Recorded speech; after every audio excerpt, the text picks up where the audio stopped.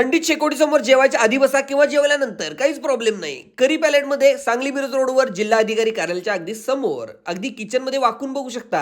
आता आपण पनीर बटर मसाला बनवतोय.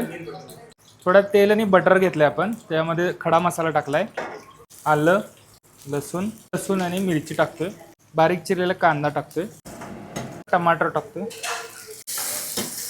थोडीशी हळद टाकतोय, गरम मसाला, मिरची पावडर, कसुरी मेथी, धने जिरे पावडर, मखनी ग्रेव्ही टाकतोय आपण. आता पनीर टाकतोय,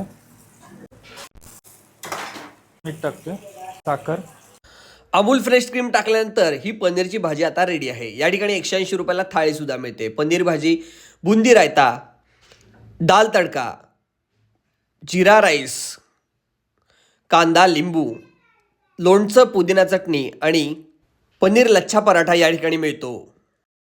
तर मित्रांनो, व्हेज आणि घरच्यासारखं खायचं असेल तर नक्की हा ऑप्शन चांगला आहे आणि थाळी अगदी भरपेट आहे, मस्त आहे. मित्रांनो, नवीन आता रिन्युएशन केलेलं आहे. किचनमध्ये आपण बघितलं त्याची स्वच्छता आहे. नक्की एकदा या ठिकाणी या, भेट द्या आणि तुमच्या आवडीचा पदार्थ खाऊन जावा. घर जैसा खाना और बड़ा अच्छा टेस्ट में मिलता है. थंडीत शेकोटीसमोर जेवायच्या आधी बसा किंवा जेवल्यानंतर काहीच प्रॉब्लेम नाही. करी पॅलेटमध्ये सांगली मिरज रोडवर जिल्हा अधिकारी कार्यालयाच्या अगदी समोर अगदी किचनमध्ये वाकून बघू शकता. आता आपण पनीर बटर मसाला बनवतोय.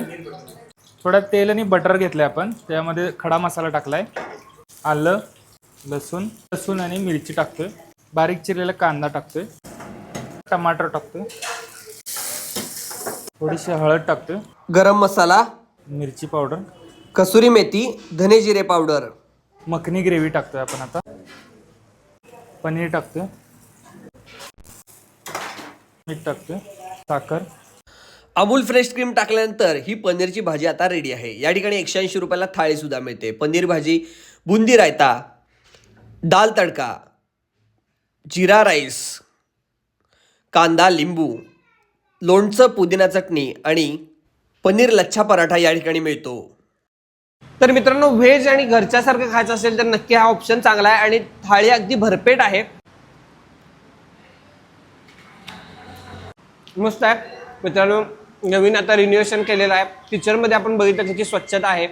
नक्की एकदा या ठिकाणी या, भेट द्या आणि तुमच्या आवडीचा पदार्थ खाऊन जावा.